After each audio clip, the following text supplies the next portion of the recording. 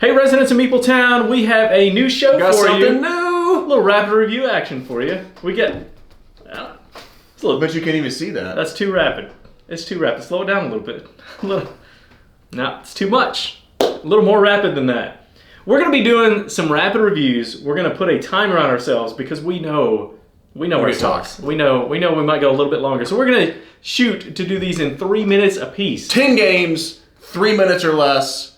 You want to go? No breath. You have to do it in one breath in 3 minutes. We heard that a lot of y'all just want to kind of get our reactions. We don't need to hear Dean talking about how every little detail of a game is played. They just want to know if you like the game. So we're still going to keep doing the reviews like we've been doing them. But anyways, all right. We're also going to do this. So we got to take a deep breath.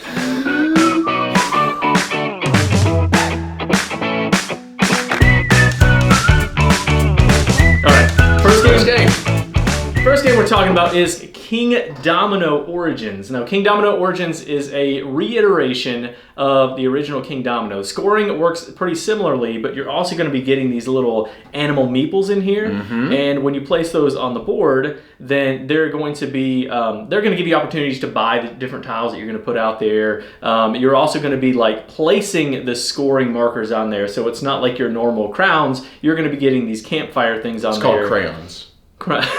You're going to be putting these campfire tokens on there that will, score your points for you.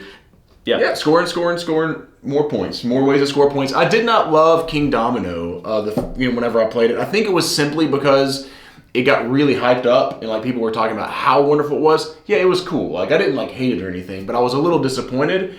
I actually liked this one. I was looking forward to this game. I thought it was pretty solid. I've thought about picking it up even because it does have that the cool pieces of laying the dominoes like Kingdomino's, the area like Kingdomino, the area majority or the areas that you have the biggest ones in, which is really kind of cool. But it adds those extra pieces of the food and all that kind of stuff. And I like the back and forth of the ones where whoever has the most pieces in a particular area or whatever gets the most points that way too. That kind of tug of war back and forth. I really like that in the game. I mean, it's a solid game. I mean, I'll just be real. I'd probably hover around 7.5 or something for this. That's pretty good. Okay. We're not locking in ratings on all these or anything, but maybe even an 8, which would mean I probably would suggest it sometimes. Yeah. There's a lot of good tile laying games is the issue. There are. But it's solid. And this is one of them, I think. I love the aspect of this. When I first saw this, I thought, okay, this is another version of it, a kid version of it is what I initially thought. And they already have the Dragomino for kids. In this one, the thing I like about it is it doesn't just throw you into the deep end if you're new to these kind of games. Yeah. It has 3 different levels of how you can play this game. And so it starts off super easy and then you can expand. But if you play when I taught John for the first time, we just threw everything in there and it wasn't too overwhelming. Not at all. To have all that with the tiles and everything. But I like that about it. I like that. It kind of cranks it up a notch, and I thought I like this better than Queendomino. Yeah, this is my favorite of the Kingdominos. Oh, for sure. If it's just me personally playing, this is definitely the one I like the best. Origins, wow. Kingdomino. Boom. Under 3 minutes. How about that? There we go. All right, game. What are we talking about next, Deanie? Next one up is one that we both also played you played this one a while back, but it's called On the Rocks. And for that, I have liquor in my car. Just for this. This is going to get more and more interesting. And we're recording this at 9:20 in the morning Central Standard Time. All right, so in this game, you are going to be getting these little marbles, and you're going to be drafting them from a bowl. So I'll pick a bowl that has marbles in it, and I'll put all of those into my different drinks. And I'm trying to fill these different drink orders, and once you fill 3 total groupings of orders, and then the game will be over. And that's the gist of the game. You also have these spillage cards that will do some kind of mean things if some things happen to you. Also, you'll get tip cards. Once you complete a drink, you'll get a tip card. And those will be, things that you can use to hurt other people, or they can be benefits for you, lots of things like that. Or if you don't use them, you're going to get them for money at the end, and whoever has the most money at the end of the game is going to be the winner. Now, you weren't super big on this one, right? Next. Okay, you don't want to talk about this at all? No, this is 25th Century Games game, isn't it? It is, yep. Yeah, mm-hmm. I like a lot of stuff that they put out. I didn't like this at all. I just thought the decisions weren't that interesting. I didn't think I thought it was kind of straightforward on what I was deciding on a lot of the stuff that I was doing. I thought that there was, he had the element of luck involved. The only, and I don't mean this in This would be good for someone who was trying to get into the hobby that liked alcohols and stuff. Like it's like a cool theme. Like I like the thing I like is the components and the like, just like the drinks and the way you put the marbles in there. I actually like that part. Besides that, I just thought the gameplay, for me personally, someone who's a medium Euro guy, was really uninteresting and not exciting at all. I think that's right. The biggest choices come in when, in like how you play those tip cards that you're going to get later in the game. I'm with you. I didn't. This isn't my favorite game. I don't dislike it as much as you do. I thought it was fine, but it would be. It's just not for me. I see why people might like it, but I just don't like it at all. It's a great entry point for somebody who the theme fits them. The components in this are unreal. I mean, they're fantastic. Even the boards look like these menus. The cups are really nice. These little silicone cups. The marbles are nice, plastic quality. So overall, I really like the component quality. I think this does fit a very specific group. We might not be the group for that, but I still think that there's a place for this in people's collections. Absolutely. Sure. For me, rating wise, I played this a little bit more than you. I'm probably somewhere at around a 6.5 on this one. Yeah, I don't know. I'd like a 3 or 4 or something. Just not interested at all. All right. Ready for the next one? Yeah. So let you talk for a little bit. Yeah. So the next one, we were going to go from super light game to another super light game, Tabannusi, the Builders of Ur. That's a Daniele Tassini game. Who I'm a big fan of Daniele Tassini. Also David Spade, I believe. Right. So in this game, David Spade designed. Is that right? Isn't that his name? Go back. Like David Spade from Saturday Night Live. I could be wrong. That was off the top of my head. Yeah. Spada. Crap. David Spade. Okay, so I better get to this game because there's a lot going on in this game. With this, it's kind of interesting. So on your turn, you're basically going to be taking wherever your builder is or your architect or your little meeple, you're going to be taking the die. But the die is interesting. You're out of here. I love the coffee. The interesting part of the die take is that you get the resource, and the pips don't matter after you have it as a resource, but it tells you where you're going to go next to one of the 5 different spots on the board. So you're kind of, I want to take this, I guess I'm going to go. So this is constantly building ahead. You can do things like that. You can also pre-plan building spots. But here's what's interesting. If I pre-plan a building spot and put my disc on it, old Deanie can build on it if he wants to. But guess what? I get a reward by going up a track, which you love going up tracks. Mm-hmm. So you might be like, oh no, John, you built on my spot. But now you'd be like, I don't know. I actually meant to do that so that I could go up on this track over here. You always have these like dialogues going on in your head. I do. My whole life is that. It's just going back and forth. So there's a lot of like positive player interaction kind of in this game, and I think that part is interesting. The way that you're putting out buildings, the permits, the way other people are getting going up tracks and different things like that. But overall, I think it's a well-designed game. It was just forgettable for me. And I played this with a couple other people, if you followed us at all. Jonathan, who we talk about a lot. Wendy, who we 3 like a lot of similar games. And we all just got done playing it and went, okay, it's fine. I just, the other T games are far more interesting to me. I know a few people like it. There are some cool elements to this. I like the way the players interact in this better than some of the other ones. But I don't know what it was. About it that it was just like, okay, fine, I've played a lot of, I don't know. So that's it. Okay. That's it. Like I would give this probably like a 6.5 out of 10. I wouldn't even say I'm usually willing to play it because I would probably be like, let's just play Zulkin or let's just play Teotihuacan or something like that, one of his other games. But there are people that definitely like this and think it's one of the better ones, and I am not one of those persons.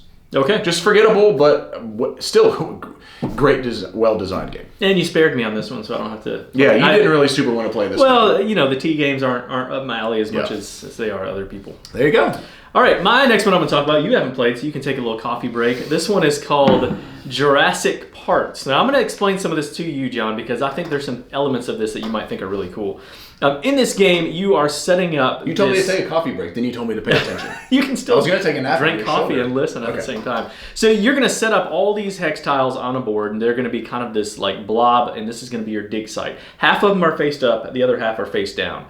Okay, so what you're doing is you're going to be placing your little chisels out there. And so on your turn, mostly you're going to be placing chisels. And when you do that, eventually something's going to break off, right? Mm. So you're going to break that off, and that's where area control comes into play. Whoever has the most, in this case, I'm showing you on this picture on here, whoever has the most purple is going to take half of those tiles. So once that breaks off, you're going to flip all those ones face up. Then they're going to take half of those.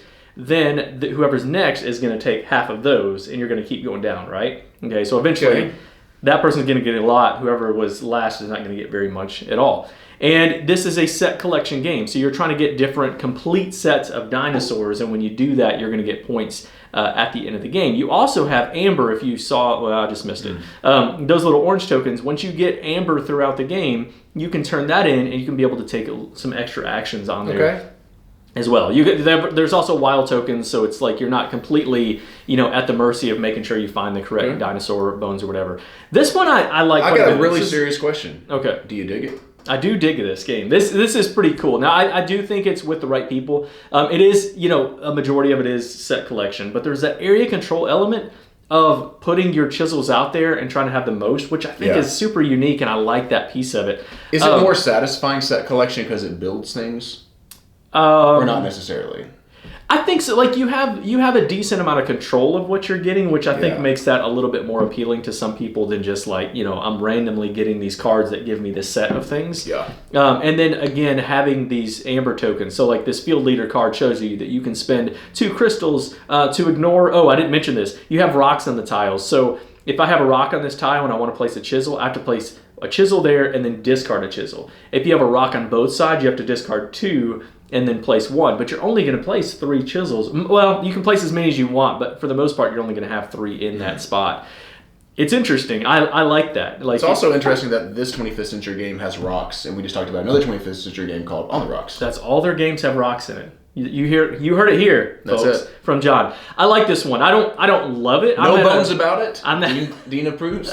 I'm at probably 7 to 7.5 in this one. With the right group, I think this is a pretty fun game. The art's great. Awesome. Components are fantastic. I enjoy it. All right, there you go. Jurassic Parts. All right, on to Paris. The expansion for Paris. We put it up.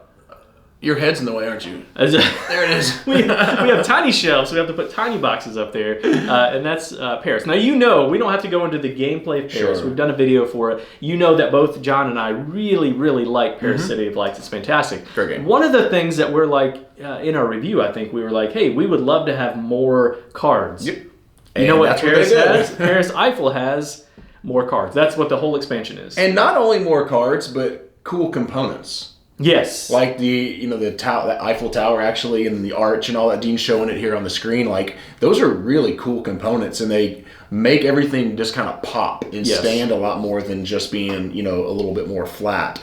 I thought it was great for what it was. Yeah, absolutely. Now, what John and I did is we just threw all the expansion stuff in there. I don't recommend doing that. We played with only expansion cards. That's just right. All the new ones. And it was totally fine. I still really enjoyed the play. You whipped me. But I think, there's so many options now. I can't remember how many postcards the base game came with. I think it was 12. I think it was more than 8 that you play with every game. But anyway, now you've got somewhere in the vicinity of 20 postcards that you can play with and mix and match, and you're only going to play 8. Makes a excellent game even better, I think. I mean, I dig it. I think if you have Paris City of Lights and you really enjoy it, this one is a no-brainer for me.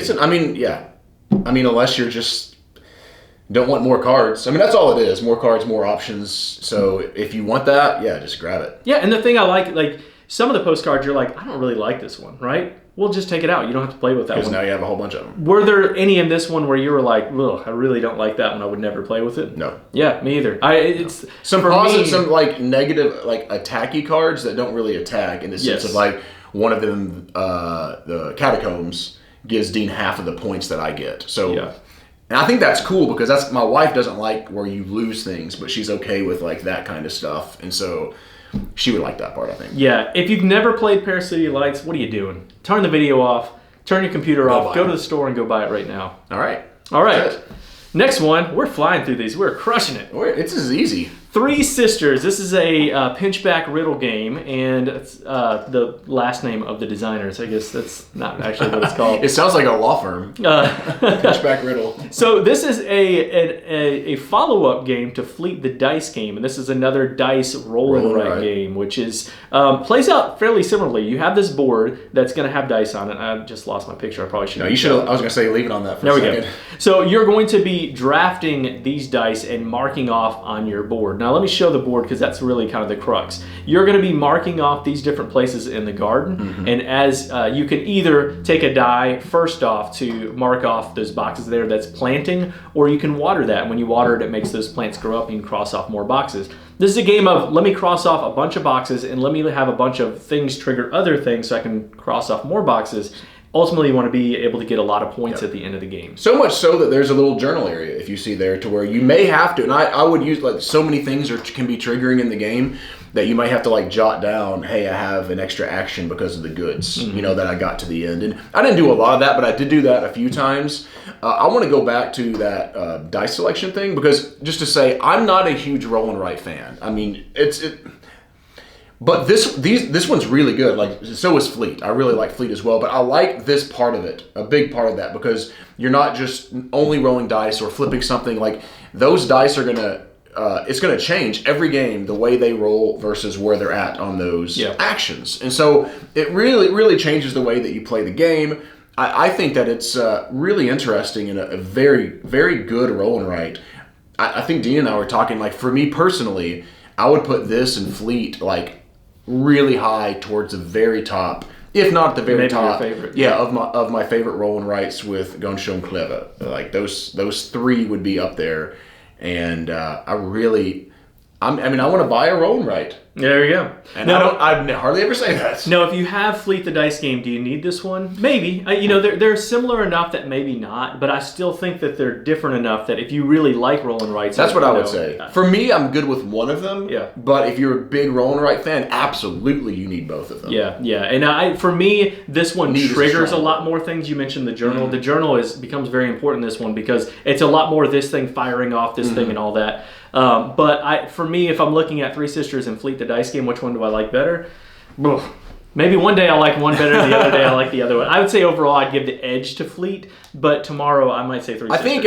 I would give the edge to Fleet mostly because of theme. Sure, yeah. But it's really good. Yeah, really fantastic. Well done, and they've got the next one on Kickstarter or GameFound Kickstarter right now. Yeah, I know. Go check it out. Did you back it? I did. I did back it. Makes sense. All right, next one up. The Siege of Runedar. Siege of Runedar. Now, this is one that we talked about because we got to play at PAX. I came home and I ordered this game from France. Just bought that. From France. How much did you pay for that bad boy? Was it expensive? No. It's actually, Philibert, you can get some stuff on there for pretty cheap. Like shipping, I think, was like $15 or something like that. Not the end of the world. All right, so this is a deck builder. It's a cooperative deck builder where you are trying to make sure that these orcs are not coming in and stealing your gold.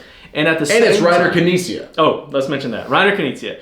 At the same time, you are also trying to dig out this tunnel so that you can escape, so that when they do come in, because they're coming in, right? They're going to be there no matter what. You want to get out of there as fast as you can, but as soon as you cover up those rocks, goblins come in and they're screwing everything up.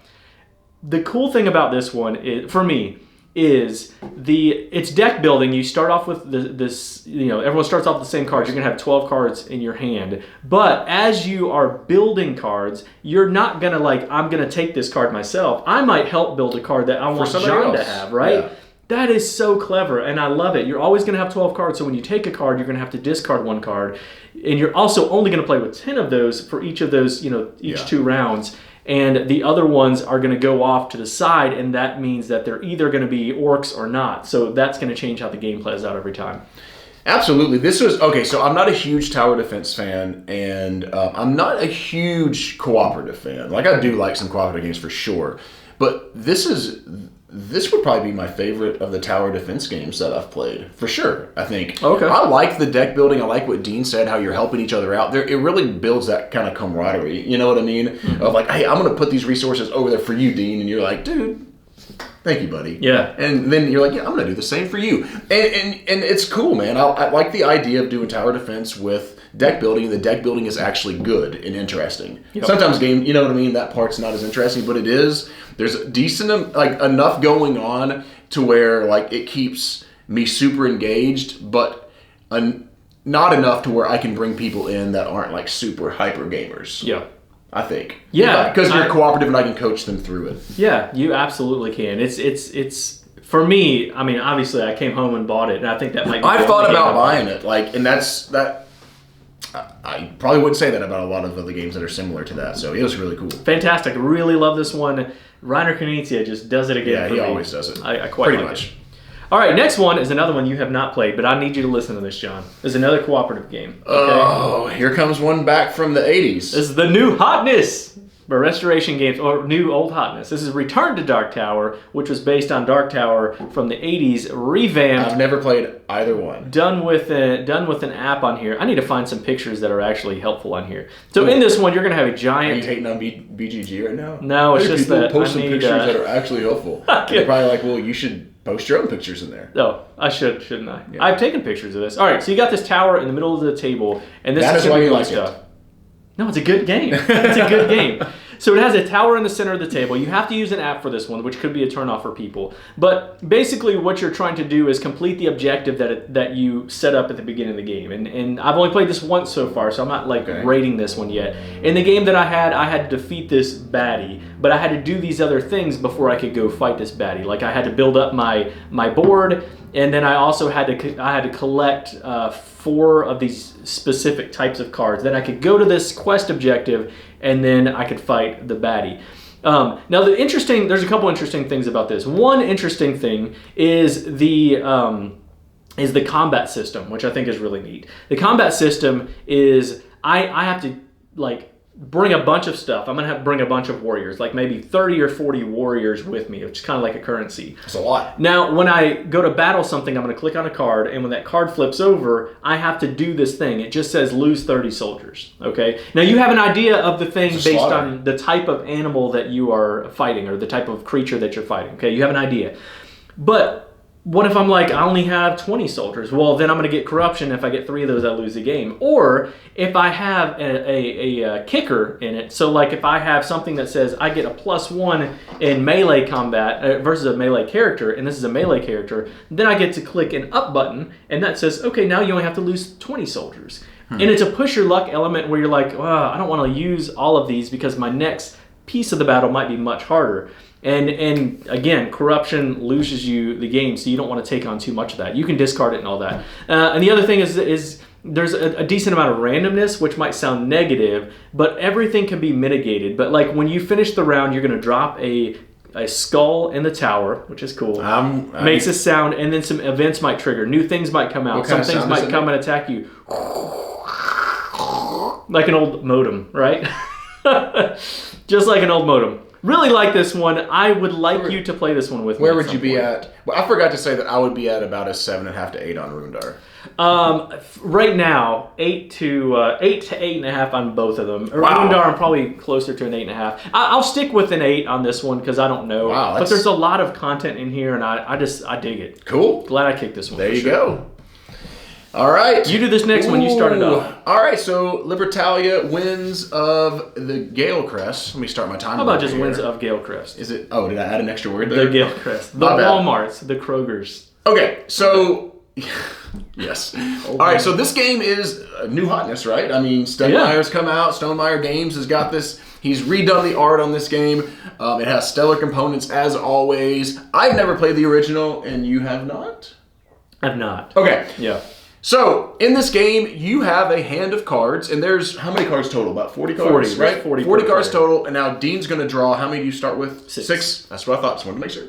I'm glad I'm letting you teach this. 6 cards, but when they're randomly drawn from Dean's 6, I have to pull the same 6. So we have the exact same cards, and what we're going to be doing is simply playing one card onto this island part of the board, and when you do that, it's going to do actions maybe based on, first you do the dawn, the morning actions, then the actions at dusk as it becomes evening, so it goes forward through that, and then back, and when you come back, you're also going to pick up some loot. Hopefully, right? Unless the card says you can't. Unless you don't have a card on the island, basically. One of the loot's relics is bad, so you might not actually want to pick that up. But it's actually pretty simple, very simple to understand the game.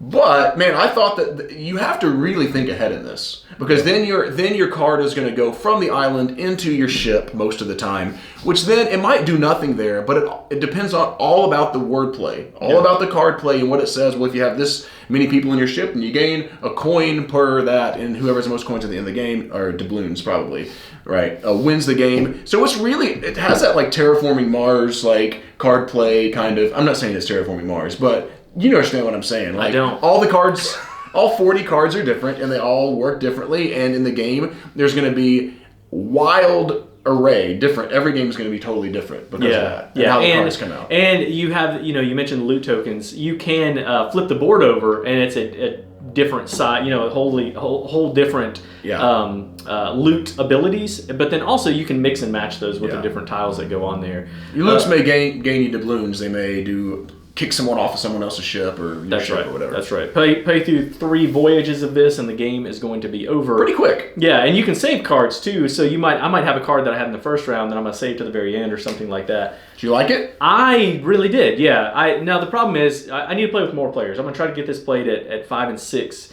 if I can to have a better idea. It's a chaotic game, right? Like there's some chaos that's happening. You can't predict everything that's going to happen. Cards getting killed and loot tokens being taken off the board, and lots of crazy things happen that you cannot always predict. But I like it. I think but it's what your opponent has. Yeah. Yeah. I was okay on it. Like I thought it was fun. I had a good time playing it, but it wasn't anything like to write home about for me. I would probably like a 6.5, maybe a 7 or something like that. Solid. I'd like to play it more. Maybe I'll like it more as I play it more, but I wasn't blown away. You liked it a lot more than I did. Yeah, I definitely did. No score last yet. game. All right, last one is the Big Daddy, right? This is Ark Nova. This is the one that's all the hotness, all the rage. We talked about this one on the podcast. In this game, you are building a zoo, and you are doing this in combining like 3 mechanics or mechanisms. Speaking of terraforming Mars, from other games. One is first. I'll start off with the scoring. So the scoring is like Raja the Ganges. You've got 2 tracks. When those 2 meet, whoever's the first one to do that is going to be the winner. The next thing is kind of. You have in-game scoring. Right. But yeah, that's right. It just triggers the end of the game. Yeah. Then you have the card play action, which is similar to Civilization New Dawn. Now, when you play a card, it's depending on where it is in your 5 card slot. If it's in the 5, you get the 5 power. Mm-hmm. But then as soon as you play it, it goes down to the 1. So cards are going to be shifting out. You can also flip those up to upgrade that. Really similar, almost exactly the same as that. Then the card play piece of your normal cards from your hand is a lot like Terraforming Mars. You're going to be putting them off to the side. Some of them are going to be animals that you're putting into your park, as in your park is like a polyomino park kind of thing. And then some are going to be in-game scoring cards. Some are going to be things that trigger each income round. And then that's the gist of it. Now it's a pretty heavy game though, right? This is the heaviest of the ones that we've talked about today. I think. Yeah, I think so. What'd you think of this one? Okay, so I was really excited about playing this game. It's got a lot of Terraforming Mars, as people have said, feels, except for it's definitely you have your own player board, which I actually prefer how you're playing together. Again, you know what I mean, on Terraforming Mars. But it definitely feels like Terraforming Mars and someone added a decent amount of extra weight to it. Maybe you know what I mean, because there's definitely a lot of different things that you're going to be thinking about in addition to just the way that you play the cards. I felt personally like it was okay. I was disappointed in it. I think that I'm less and less liking games where there's 1 billion cards and I have to read through every single card. And the reason is because I don't play games back to back to back to back to back to back. So if I had a chance to make this more of a lifestyle game and I was going to play it all the time, I think I would like it more. But trying to remember, okay, was there a card if I haven't played it in 6 months, and then it just wasn't. It was just felt. I didn't love it. Yeah, I really like this one, and I think, but I'm reserving going crazy on this one because 1, the hype. 2, I've only played it once, and so I don't want to just go all crazy. This is the best game ever made. Yeah. I need to get more plays of it. My thought, John, is that you will like this game more and more as you play. I think so. I agree with that. I also had one other issue of when you have the scoring where it's kind of a race game, and this being a very long game, it's very possible to know 40 minutes left in the game that it's going to be very hard if you're playing against really good people to come back and beat them in this game. I do not like that. If I'm doing a race game, I'd rather have it be a 45-minute to an hour-long game. And if I'm sitting there for 10 or 15 minutes, fine. But if I'm sitting there for 40 minutes going, I don't see how I'm going to beat Jonathan at this point. It was kind of that happened, and it kind of soured it a little bit for me. Yeah, I can get that, especially with there's not a ton of end game scoring in this one. Yeah, that's right. All right, so I'd be at a 6.5, 7 on this right now, but I would like to play it more. I don't know, it's just really it's forever long. I'm also not really into playing 2.5 hour long games as much as I used to be. So. I'll stick at an 8 on this one, and then I could see it rising for sure. All right, that's it. We did it. We did it almost. Woo! We had a couple of those go a little bit longer. Some go a little bit less. One went just barely long. Okay, there we go. All right. Maybe 2. So anyway, this is a new segment we want to do a little bit more of, where we're just doing some rapid reviews, throwing them at you because it's a little bit easier to get the content out. And give us your feedback too, because we also had that feedback that said, "Hey, I don't need to hear this super long thing. I just want to say, oh, John and Dean thought it was pretty good, Nate. Maybe I should check it out." Yeah, absolutely. So tell people how they can get in touch with us. If you're enjoying our channel, we would love for you to subscribe. You can go to patreon.com/MeepleTown to support what we're doing. We're at MeepleTown Games on Facebook, Instagram, and Twitter, and we're Board Game Geek Guild 3407. Thanks for coming down to MeepleTown. Thanks for joining us, and thanks to our Patreon supporters for making content like this possible. If you would like to become a Patreon supporter, go to patreon.com/MeepleTown. To follow us on Facebook, Twitter, and Instagram, find us at MeepleTown Games. Finally, to connect with us and other residents of MeepleTown, you can join Guild 3407 at BoardGameGeek.com. Until next time, thanks for coming down to MeepleTown.